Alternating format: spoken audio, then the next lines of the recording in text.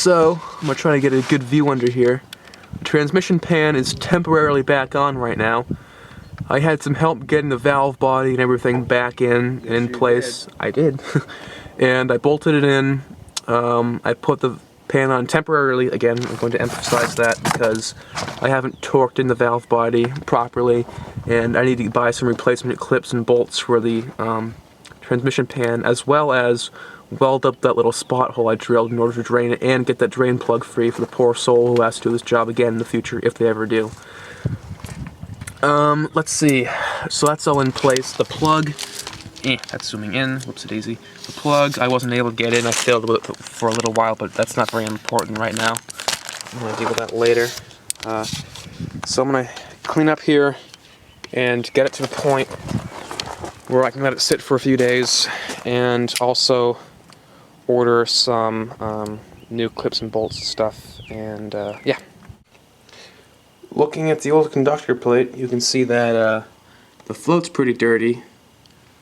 The contacts look a little bit dull, kind of.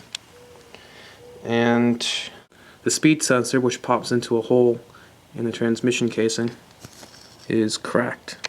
So that could be a contributor to the sporadic shifting. But anywho, I hope this fixes it. So it's unfortunate news from the car project. Let's see. I was able to get the valve body back in. I welded up the hole, the transmission pan from the bottom, obviously, after cleaning it out with some brake cleaner and all that, make sure there's no residue left.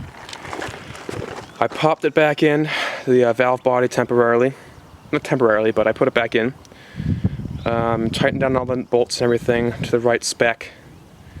And I put the oil pan on temporarily, because I'm waiting for an oil plug to arrive, a drain plug, so I can replace that, and that rooster's still broken. So I put the oil filter in and everything too, the new one, while I was at it. And put it all back together, and there was a plug that needed to go in, and I was struggling getting that in. I'll show you what happened to it. This is the old plug, and it goes right into there. And I used a new one, obviously, and it took me forever to get it in here because it like matches up and it lines up and everything, but you have to press it down really hard. And it took me about half an hour to get in it because I was afraid I was going to break something. So I took it over to the old conductor plate and tested it out and realized I had to push it in really hard. So I lined it up, the new one with the new conductor plate, used a hammer and kind of tapped it in, got it in pretty much good, and then went to bolt it in, this little bolt there. And I thought, you know what, it might not be like in all the way. Maybe the bolt's making it go in more, tightening it down and making the plug go in more. So I didn't crank it down by any means. I just was tightening it down without cranking it, and the bolt, the end of it snapped off. That bolt right there, end of it snapped off into the conductor plate. And needless to say, that made me extremely pissed off, and that wasn't a good way to end the day yesterday. But I took it all apart by myself. I got under there, put some shop towel on top of my leg, held the valve body up, and then took it all out by myself, got it down, made sure it was pretty clean, this trash bag, and I was able to extract, I don't know where it went. This is a little guy I just got out, painstakingly. In my coffee-induced productivity, I was able to take a tiny drill bit and carefully drill into it. And when I drilled it, I noticed it was going to the right a little bit more. It was tightening up, so I stopped. I had a little hole drilled inside of it. So I got a this thing and kind of popped it in that hole and tapped it to the left.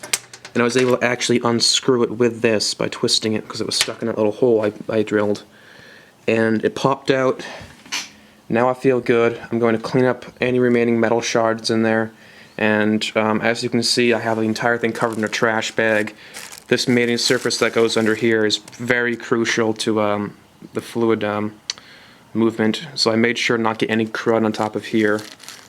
I put a trash bag over it, as you can see, and put weights on to prevent anything from getting in there. I'm going to clean it up again with some clean shop towels before I put it back in by myself, which is going to be interesting to say the least.